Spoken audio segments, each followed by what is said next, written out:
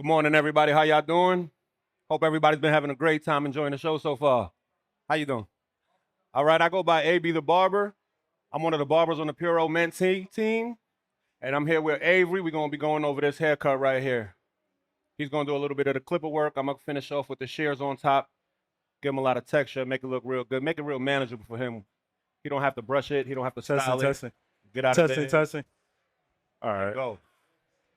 It's gonna be pretty All easy. right. How y'all doing today? Hey, y'all can call me Avery. I go by Avery X Barber. I'm from Chicago. Okay. All right. See, this is why I love Chicago. Gotta let it energy. Gotta let it energy. So what we gonna be doing here today?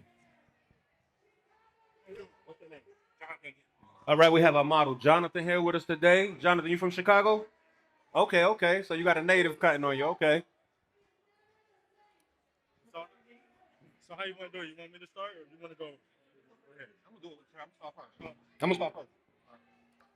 All right. So like I said, I'm gonna be doing some of the shear work on Jonathan, so we can see how these new mentee shears work, so you can see exactly what they do, hands on.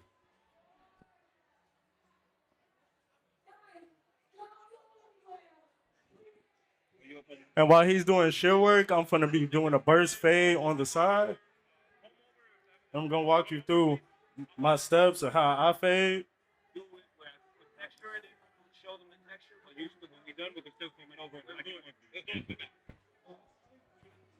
Okay.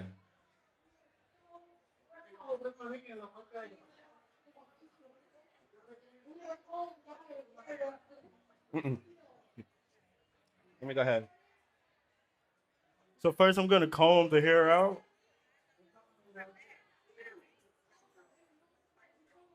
I just want to see the way his hair lays, his natural lay pattern, his natural growth pattern.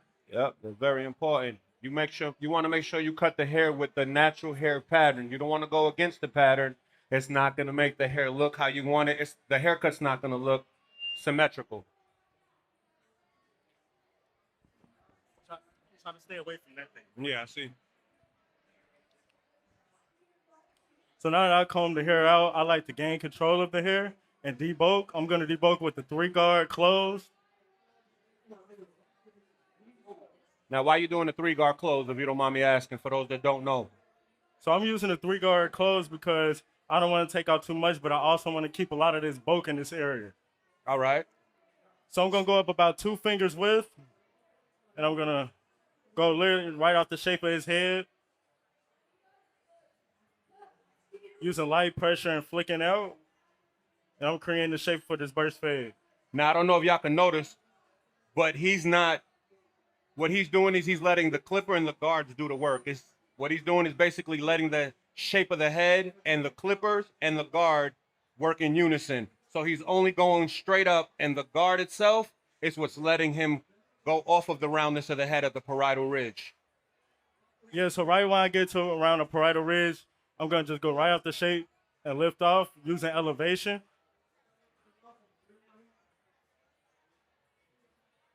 Now, it's funny to hear somebody say using elevation when they're using clippers, right? Because elevation is usually a term that you hear when people are using shears and so forth. But if you think about it, a fade is graduation. It's basically taking the shorter hair, incorporating it into the longer hair inside. So,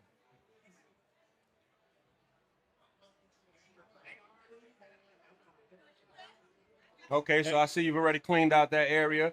So you pretty much you're creating a what are you actually doing? You're creating a what? A visual? What are you doing when you take all that bulk down in first and not just immediately start with your. So by me taking off all the bulk, it's gonna help me set my guidelines in, and that'll make me work harder. I like working in this system because then I know what Put it a I'm little feeding. closer. There we go. I can't hear you. All right, my bad. So when I'm blending into, I know what I'm blending into. I like to fade with a system. So now that I know that everything is set at a 3, I know exactly what I'm blending into. Yeah, as I'm blending in his burst Hold on fade, one second. Let me, because it's hard for us to hear you. There you go. I know these are a little tricky. All right, so There you go. That's better. All right. So a little as better, I'm y'all? blending in the 3-guard, the burst fade, I'm gonna also do his beard at the same time. Are you going to be fading his beard into his haircut, or are you going to Yep. just leave it full all the way? So now that I debug, now I'm gonna set in the bald guideline. And I like to keep the darkness of the liner before I add enhancements. So I'm gonna set it in right here in the middle. And he's using our Ghost T9 trimmer. It's a 9,000 RPM motor trimmer. These trimmers come set out the box. They do not need to be zero gap. If everybody would, people have their preference. If they like to, they can be adjusted, but they come sharp enough out of the box where they don't need to be adjusted and still create good sharp lines for you. You can use it to create sharp lines, and you can still use it as a soft trimmer for your clients who have, especially children, when you go around the back of the nape of the neck, it doesn't scrape them or anything like that. Also, in the production of it, we thought about how a lot of barbers like to zero gap the tools, and when you zero gap the tools, you have the tendency to over tighten a screw at one point or another, so they always bite. So through the manufacturing and the testing, we've come and had them adjusted as far as close as possible where they don't cut the skin and they still stay soft enough for you to use them as a hard trimmer or a soft trimmer. Now the vibration, being that it has a 9,000 RPM motor, you'll be surprised that it doesn't vibrate. You could barely tell that they're on. Like, think about it. He's had the clipper on talking and you can't hear not even a buzz. So they're really, really quiet. They're good for people who have sensory issues. Yes, especially children at younger ages. They tend to not like that loud sound around their ear. It makes them feel like there's a lot going on. So it's a really quiet clipper. It helps out in those areas as well. And it still has that strong motor, that 9,000 RPM motor that allows you to get the job done without you it basically the clipper's made for it to do its job without you having to modify it to do it.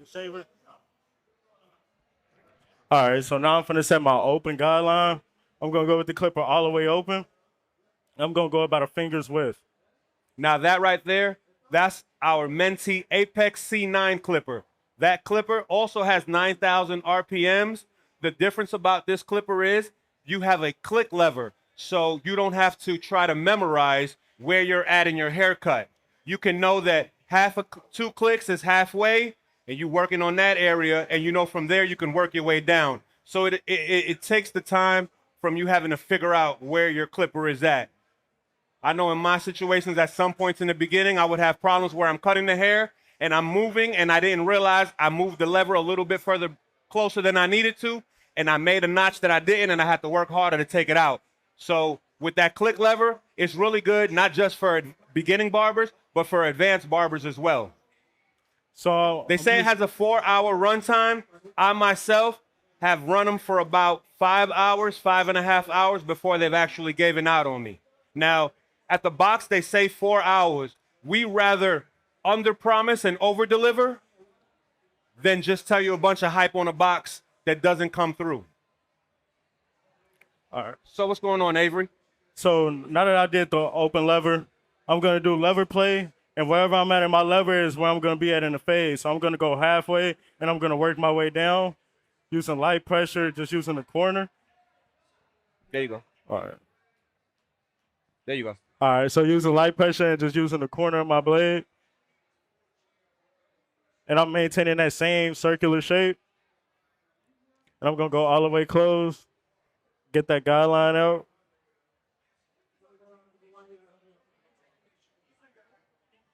All right.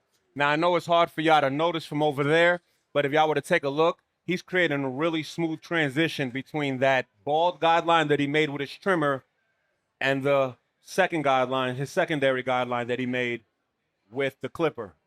A lot of times when you use a trimmer to make that bald line, it's really hard to take that line out. With the clipper, that's what I was trying to say when I said that it's been adjusted pretty much perfectly where you don't have to do anything to it. It allows you to give that bald line that you want without having to worry about making that hard line that you have to come back later on and take out. We want to work harder, not smarter. More time we waste playing with that same haircut is the more time we waste not getting to the next haircut. And we all know time is money in what we do. You want to create a great haircut, you want to create a great service, but you still want to be efficient. And that's what our clippers provide, is efficiency as well as power. So I'm still gonna blend in the beard at the same time. Keep that in mind. I'm still going about a finger's width, and the finger beard is like blending upside down. So I'm still gonna go against the grain and just come up. Now I'm gonna throw the 1.5 guard on. Gonna go all the way closed and go up another finger's width. And I'm gonna really exaggerate that flick out because while I'm setting the guideline, I'm also gonna be blending into the 3 guard.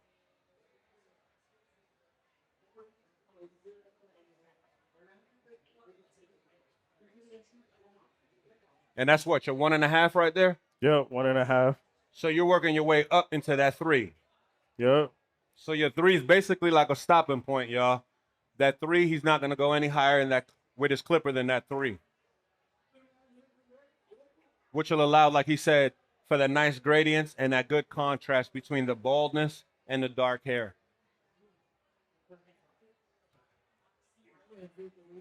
Is there anything any of y'all struggle on when y'all blending or fading? Anybody have any issues? Anything? I know we all have that one thing that bothers or One irks thing. somebody. Mine is that little Anything. lump on the side of the head that doesn't let you take that spot out, no matter what you do. So you take the picture from the good side. To know when to open and close, like the half guard to actually go into your main guard. So how you gonna stop at your 3 point when you go in with your 1.5? I never really use like the 1.5. I always have my 1 guard and try to open it up halfway and take it. So I don't know if it's because I don't have You gotta get the 1.5 guard. Yeah, that's important. That half guard is an important Yeah, guard. half guard and the 1.5 guard. Okay, so she said that she struggled. Let me make sure I'm right. So you struggle with getting the line out. Yeah.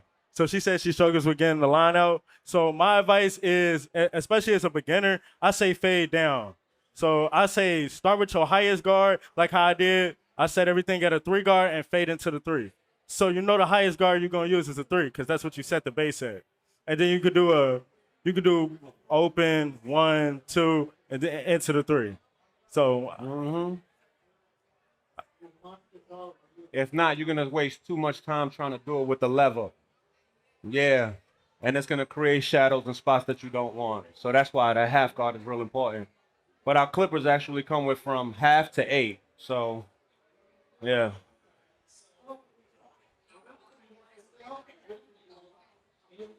And if still you think blending in about that it, beard.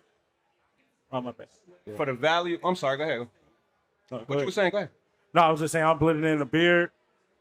So I just did the 1.5 on the beard as well. By me doing this, by me blending in the beard and the haircut at the same time, it saves me a lot of time. Say you got another client or you running behind, you don't want to take longer on your haircuts. Honestly, I book out in 30-minute intervals, but an average haircut takes only about 15 to 20 minutes for me.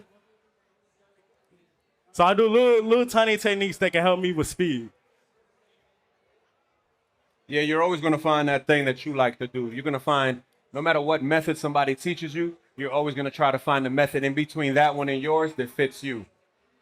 And So now I'm gonna Yeah. use a half guard.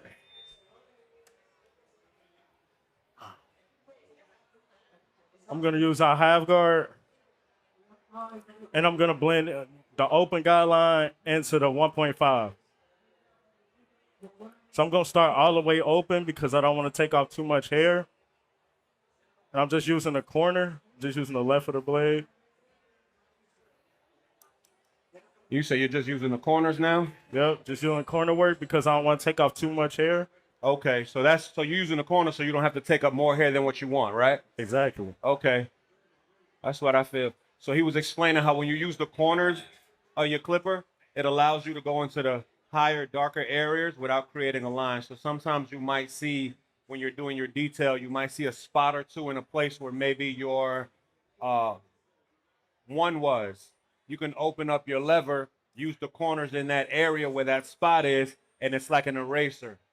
You can always think of that corners of your clippers as like erasers. They erase the little spots without creating another line. And I'm just gonna do lever play and work my way down. So I started open, then I go halfway closed, and I just fade down because I don't want to take off too much hair. I want to keep a lot of that density.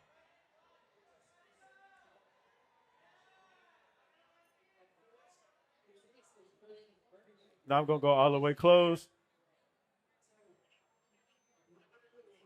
Mm-hmm. Still just using light pressure. I'm letting the clipper do all the work. And not to mention how powerful the clipper is, you can't even hear it on right now. And he's been going back and forth between the clipper and the trimmer, and you don't hear any noise. So like I said, it's a very quiet clipper to have such a strong, powerful motor. So I'm sure y'all see, after I did the 3 guard, you can see it left like a lot for all this bulk. So I always come in with my blending shears, and I'm just gonna go in. I'm gonna use the wide teeth for the blade first. I'm gonna still follow that same round shape. Okay, I see that you constantly moving the blending shear and your And I'm just comb going at the up. same time. Why would you do that? So I wanna work off elevation. So I got it more flush to his head on the lower area, and then I'm just gonna work my way up, and I'm just going right off the shape of his head, cause I don't want to take off too much. Right. You So- can immediately see how it's blended this in, and you can still see a lot of the way in this area. So you want to make sure that that comb and that thinning shear are moving at the same time, keeping your cutting blade at the bottom of your comb so you can make sure as you're moving, you're cutting the hair that you need. If not, you're just going to be doing the motion for nothing because the hair is not going to catch. You want to comb the hair back in its natural laying position just to check your progress. You can immediately see the difference in how I just tied those sections in together. And you can still see like a lot of the way in this area. Just that fast. And he's doing that with our Mentee. That's actually the T9. That's our 7-inch thinning shear. It covers more ground, which is good for blending areas like this, especially with the fade. So you can catch the areas that you need at one unison space and not having to constantly worry or readjusting your comb. So now I'm gonna go with the smaller teeth on the blade, similar to like how you would use guards. So I'm just using like a smaller guard, and I'm gonna work in the lower region. That was a perfect explanation, a perfect way to put it, Avery. Using the thinning shear and your comb as guards. The bigger the comb side is gonna lift more hair. The thinner the comb side is gonna allow you to get more detail.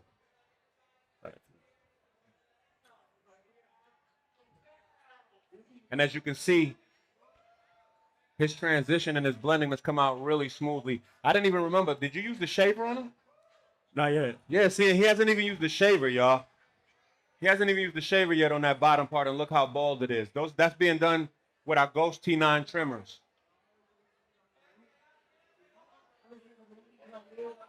I'm gonna do the same thing. I'm telling you, for the value, you're not gonna get a better clipper combo, period. You're gonna get a shaver, you're gonna get a clipper, you're gonna get a trimmer, all the guards for your clipper, you're gonna get your clipper oil, you're gonna get a blending comb, and you're gonna get all your guards 1 through 8 with your chargers. And like I said, the shaver, all for $460 here at the show. $460, like I said, that's not a bad price for a shaver, a clipper, and a trimmer, and all the accessories that would come with it. So now I'm just gonna do some detail work, and I'm point cutting, really targeting the dark spots.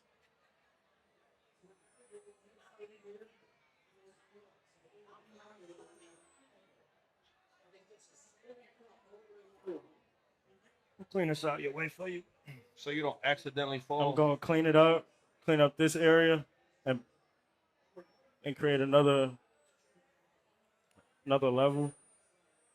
Now, Right what when he's using now is our, sorry No, about no, that. go ahead. What he's using now is the actual shaver. It's the Volt S5. S is in Sam 5 shaver. It's a variable speed shaver, so it goes from low speeds to high speeds, which is good. Why would you say it's good to go from high to lower speeds with a shaver? So if you want to be more concise and you're more detailing, I would slow the speed down. But then if you're doing like doing the full hair, you're doing a full shave, I would use I'll speed the RPM up because you need more power. Which makes a lot of sense, especially when you're using, like he said, detailing. You don't want to use the velocity so hard to make you another spot, because that being the shaver, if you bring it into your faded area, it's going to make a nice chunk. Yeah. So that's why it's really good to use it low. Another trick is use it at a low speed and go with the grain, not against the grain, because you're going to raise that line up. But if you go down, you'll start erasing that line little by little. So similar to just using a clipper, when you're going with the grain, it doesn't create no harsh guideline. And even and when I am going against the grain, I'm gonna flick out. Same thing I would do with my clipper. Yeah. You can see it got it pretty bald. I didn't create no guideline. Still using light pressure. And that's before he even gets to the detailing. So now I'm gonna come in with our trimmers. I'm gonna overlay the hair over the liner. And whenever I'm doing my C cut, I do the bottom part first. And then I do the top. And then you connect them. That's I smart. Connect it right in the middle. And I'm got a finger in his head for stability. Right.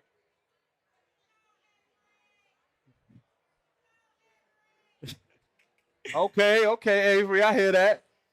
That's what I like to hear. And I'm just gonna go over it again.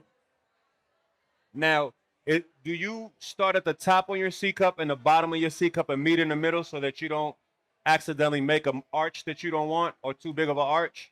Yes, I just found that some people like to come up or go down or like come down. That's why I found it's most effective for me. I mean, I could do both techniques. I can come down with it or go up, but Turn this way a little bit. When you turn them, so you can turn. Cameraman. There you go. and you can Now see, it's a little easier for y'all to see what he's doing. and I like to keep a lot of hair in the front taper area because whenever I'm doing any haircut, because I want to look naturally enhanced before I enhance it, and then I go in and detail towards the end. The finishing your fade, and you start to see the fade come together at the end when you're doing the detail work. You're gonna always just think of it as building. You're building that haircut. You're putting that haircut together. So there's gonna be pieces of it, and when it finally comes together is when you start doing that detailing, and you'll start to see how that all flows, and it's all one smooth transition.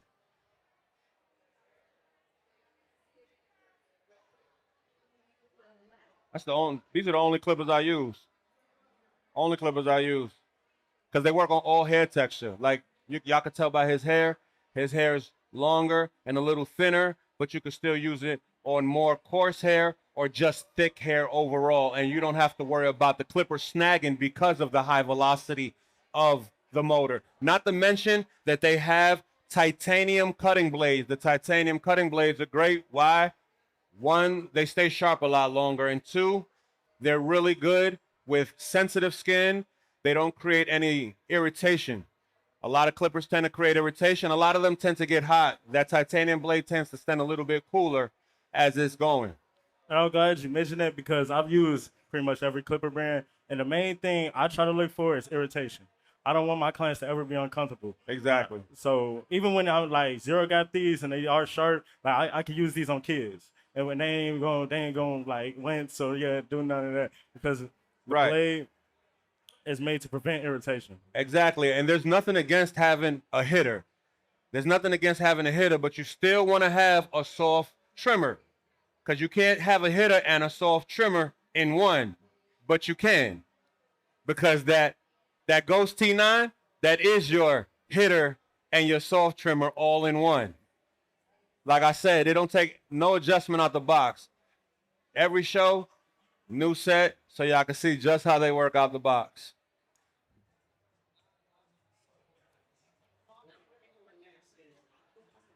I'm just going to do detail work. And as you can see, he's doing now back with his blending shear, taking out more dark spots that he sees along as he's creating his shape.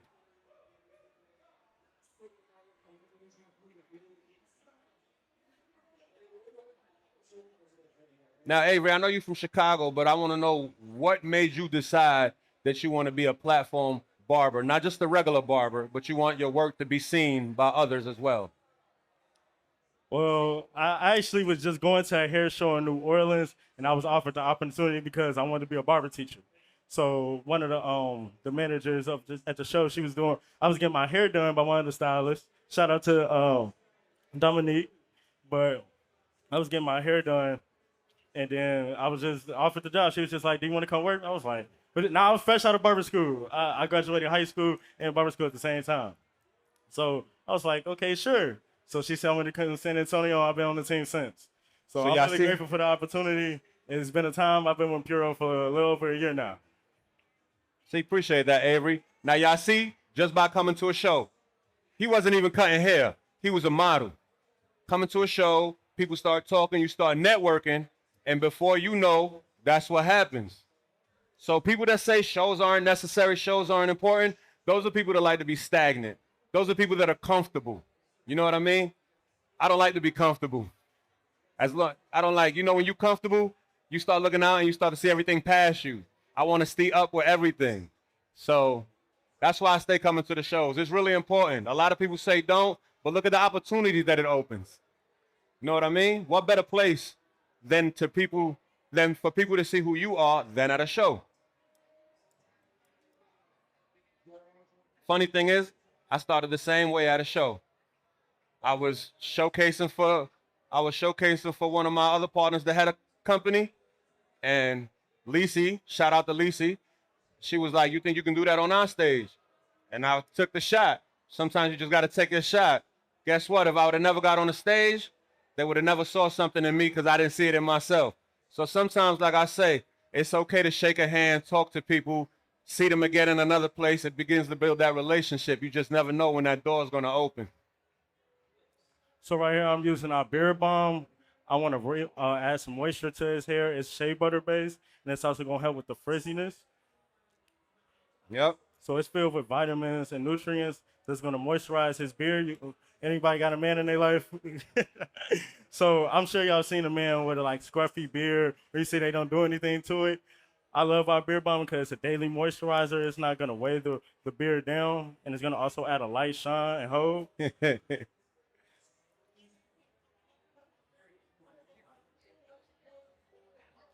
Okay, sir, I see you. Yeah, that's it's the bad part about facing them. I can't see what you're doing. We can't be close together.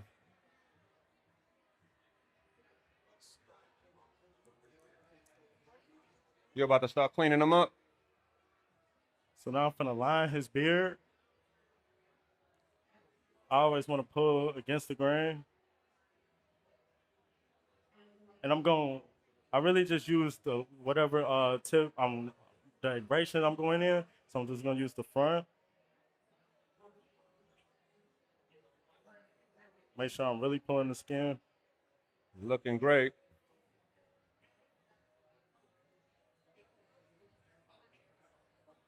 I'm reestablishing where I'm pulling the skin because I want to make sure I do not cut him. You're making sure you pull the skin tight, right? Yep. What's your reason for pulling the skin tight when you're passing a razor through? I want to make sure I do not cut him. By me pulling the skin tight, it's gonna help me really get in there, make sure it's detailed, and also line it up.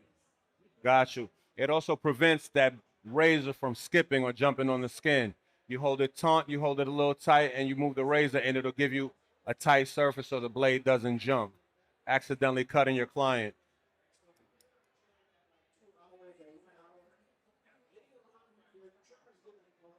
You see how that really ties it in, really brings out the blend.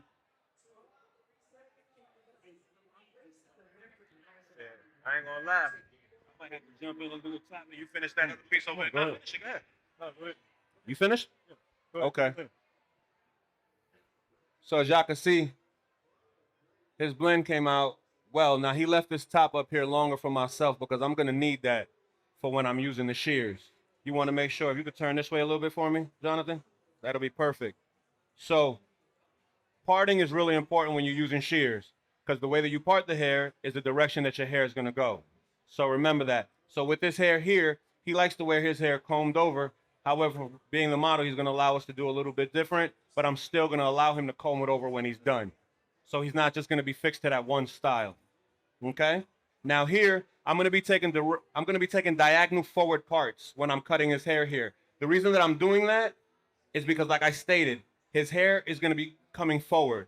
So by you doing diagonal forward parts, it allows you to cut the hair and it slowly flows into the top without creating any lines. You see how it was real heavy there before, now it's just lightened up. Do the same thing and get a little closer over here.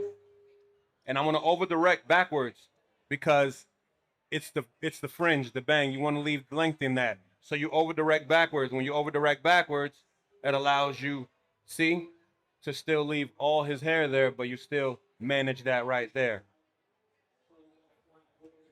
And what shears you using? I'm actually using the Royal RGs. They're a 6-inch scissor. Now, me personally, I like using medium to shorter shears. One, because I have bigger hands, so my hands are in the way. Secondly, because it allows me a grace period. I can use it if I needed to cut longer hair, like trimming beards and stuff, and it allows me the flexibility and agility to be able to use it in other ways that I want to. Now, it's also one of our lighter shears as well, so it allows you the ability to do precision, without compromising your hand getting tired or arm getting tired. A lot of people don't think that it's important to have a thin shear. A light shear, but it is. If you do a lot of haircuts in a day, at the end of the day, it's just gonna end up over time causing a problem, causing you to get carpal tunnel. Now again here, I'm gonna do the same thing. I'm going forward, diagonal forward parts. That's gonna allow, and the reason I'm doing this here is because when we get done, Avery's gonna finish off this part of the haircut here. So I might as well just do the top for him so you can give him a stopping point.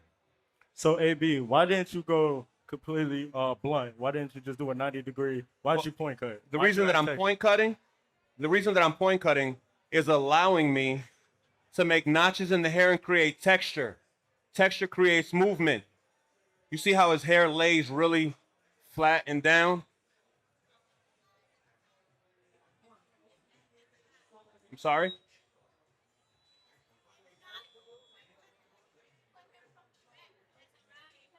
No. So what I'm doing is I originally take a little bit of hair from behind this crown. Yeah, and I set my point. When I set my point, that allows me to be able to bring it back up into here so I can follow my connection. You see what I mean? Now, this is where we're going to start talking about shapes. Square shapes in this style is more masculine. So I'm going to be doing a square cut. By me doing a square cut, I'm lifting the hair directly up and I'm cutting what's here.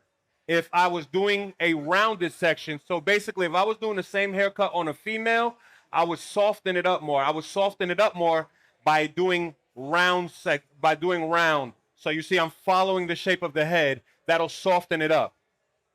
So with men, it gives it the more square look, the more masculine look. With women, it softens it up. That way they can have the same hairstyle, but still wear it softer. So all I'm gonna be doing is creating texture in here because, like I said, he wants to comb his hair over. So I'm gonna do all the texture I can here, leave the front longer so I could still have the ability to move over.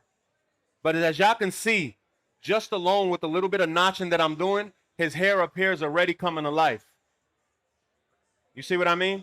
Just, it doesn't give that flat look. So I prefer to give texture in people's hair, especially with men. Men aren't really good at waking up in the morning and standing in front of the mirror and styling their hair. We have the propensity that when we get in the barbershop, we cut their hair really great, and then when they get home, they can't repeat it themselves. And there's no sense in giving somebody that only looks good when they're in your chair. You want to allow them to do it. So with men, I just basically give them a lot of texture that gives them the ability to wake up and go, run their fingers through their hair, do whatever they want. If they decided they wanted to style it in the morning, midway at lunch, they just run water through it, it's still moving. And I'll do this all the way across to the front. And I'm just notching. So I'm still leaving length in his hair, but if you can, it's hard to see here, but it's creating internal texture as well as the external texture. Short hair lifts longer hair. So just keep that in mind when you're doing texture. That's your purpose of texture. Texturizing is creating the shorter hair to be able to hold up your longer hair on top.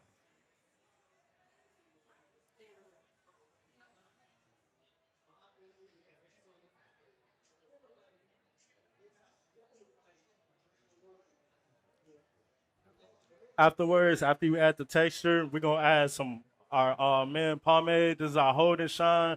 It's a lightweight pomade. And it's gonna add hold to his hair. Say he has a date night. This is gonna be perfect. Well, he gonna have date night after this haircut. And he came with his girl too. Uh-oh. Uh-oh.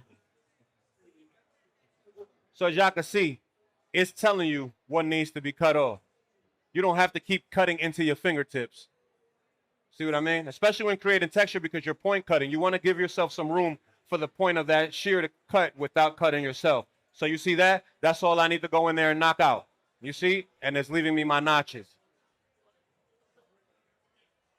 Really, cutting with the shears isn't as complicated as it looks. Once you start to get an understanding of the sectioning, your over direction and your graduation, like I said, and shapes, because that creates your shapes. As y'all can see, every time I cut his hair, even if I pull it from here, I'm bringing it straight up off the head. So what's over here, obviously I don't need to cut. That's what's going to create that square shape. So I got a question, AB. So how do you know where you at when you're doing shear work? Well, you have a guideline. So what you would do is, I've already set mine, but what you would do is you would lift your hair and you would set a guideline. You bring your hair back down a little bit in front of that part, you part it again, and when you bring it up, the hair behind right here, it's hard to see, but that's your guideline. If not, you can always move your shear back or forth, and the guideline should peek out. That's how you keep your guidelines and you keep your lines. And you work in sections. I like to work in 3 sections, middle, left, and right. That way, I know what I'm doing. And if I start in the middle, it sets me one guideline that allows me the ability to follow back and forth. If I'm here, then I have to constantly worry about bringing that guideline traveling. Now, it sets it for me. And if I'm here if I set a guideline here and I move here, the hair that's not there, obviously, is what I don't. Now, I'm not doing it to his hair because I've already started cutting it, but I don't want to set another guideline in his hair after I did texture. But I'm going to show y'all a little bit in the front because his hair is a little bit too longer in the front. So what I would do is let me start here. I would start here, and I will cut that right there. That leaves that. When I lift this hair up here, there goes your guideline. See? So it's allowing you the ability to still cut the hair that you need to cut and keep your place without getting lost. So basically you're saying you overlap. Once you set the guideline, you establish it, you overlap and follow it throughout? Yes and no. I don't want to say overlapping because that can be confused with over-directing. Okay. Yeah. So what you're doing is you're basically making your guide. Once you make your guide, you're going to lay that hair down. That hair's going to fall. In front of that hair, you're going to make another guideline. You're going to pull that hair up. When you pull that hair up, by you pulling that hair up, you're already pulling that hair that you already cut from the back. So it's allowing you the ability to see your guideline. Okay. Over direction is more when you want to preserve lengths in different sides and so forth like that. Like how I was saying in the front. In the front, when you usually work on the fringe, you want to over direct it this way. Over directing this way, obviously, is going to cut this hair shorter, retaining this hair longer, so when it falls, he still has that there, but this hair has all been taken away. You see? What I'm really going to say is sectioning is really important when you're using shears if you don't want to get lost in your haircut. If you don't want to get lost in your haircut, section is really important. Do any of y'all struggle with shear work? Or I already know y'all. Stylists be automatically good at shear work. Yeah, stylists, to y'all, this is nothing. You're just like baby talk. You're like, stop talking to me like that. But you'd be surprised how many people find this. Because I was one of them. When I got into barber school, I was like, I hate this part. I'm always going to the bathroom. I'm trying to get away from it. Then, hey, I'm with you. I'm with you on that. I used to go.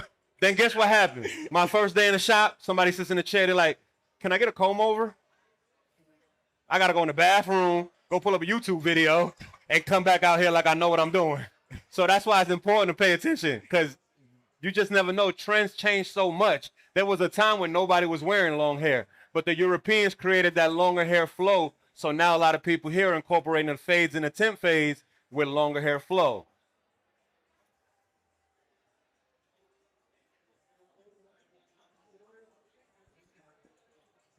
So we're about almost done with this one. We're out of time. What I'm gonna do is I'm gonna just put a little bit of product in here so y'all can see how this product works, how it gives him some lift, and how it shows that texture throughout the rest of his hair.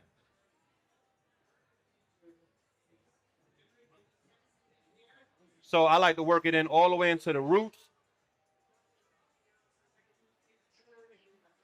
And normally you would do it when the hair is damp, but since I don't have the blow dryer to dry it off, it still works the same well because luckily his hair is thin, so it absorbs it really well.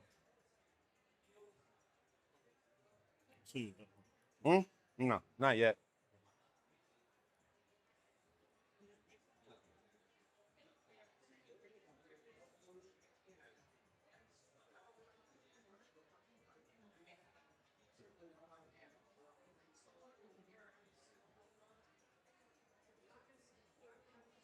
So see, this is how he would wear it if he was wearing a comb over.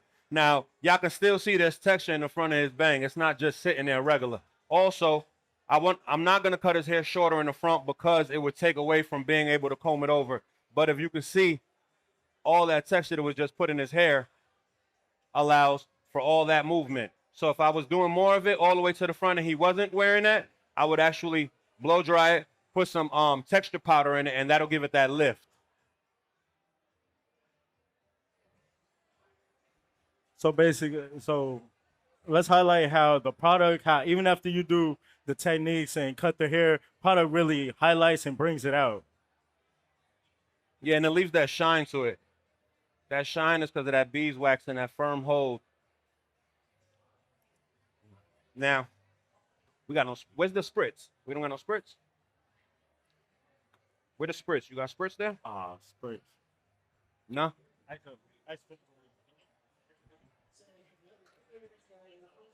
Now, in the back of his hair has texture in it. I would go in there and I'd create so much more texture that he doesn't even know what to do with himself. So I'll take it and I'll just keep going in through the back. I'll keep coming in through the back. Y'all see it? Let me turn you around this way. Appreciate you. I take me a center profile part. I'll lift it because I'm gonna maintain the length back here. So again, this is where the over directing comes in. I'm gonna over direct it to the top. You see, I don't need none of that hair right there, right? So I can safely feel good cutting all this hair here. And what's gonna happen is when I let this hair fall, it's gonna stack. It's gonna do its own sense of graduation. But anyway, that's my sweet spot. 45 is my sweet spot. A 45-degree angle, that's my sweet spot. That allows me to remove weight, give volume, and still create layers. How much time we got, Ave? It's not. Can y'all hear me? Okay, cool. So why are you doing vertical bars instead of horizontal? Well, I'm going vertical across because horizontal lines build weight. Horizontal lines build weight. We're not trying to build weight. We're trying to build volume. So the 45-degree angle is what's going to give you the volume. It's also going to give you the ability to have the hair layered, which is what you want because you want it to stack as it's going. Okay. See what I'm? So I would do horizontal if I was doing a bob. If I was doing a perimeter for a bob or something, I would do a horizontal because it's going to create that weight line. See what I mean?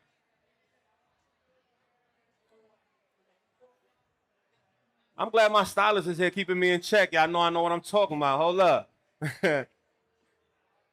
And when I do the back, I don't really like to cut the back straight. I like to point cut the back all the time because it just lays there anyway. So if it's going to lay there, let it lay there with some texture. Let it have its own movement. Does anybody have any other questions? No.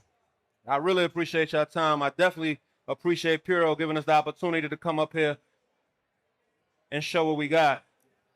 If y'all get a chance, make sure to stop by to see any one of the ladies over here with the products. And if y'all got Stop by and come see us with the tools. All the tools that we used on these haircuts, we have over there. See? And another thing is, when you're doing 45, you can see. So you can see I did a whole lot of weight removal here, but I still got it all up in here. So now I come back up in here and I just do it like this. Come back up in here and I do it like this. And this is where you over direct from one to the next. You just bring it on over. Because you want to maintain that length in the front. I mean in the middle, excuse me. What time is it? What time is it? All right. Well, ladies and gentlemen, that concludes our time up here. I hope you guys had a great time and was able to learn something from us as well. Appreciate y'all. We appreciate y'all watching. Yeah. Look at all this hair that came off his head and none of it is even noticing the length.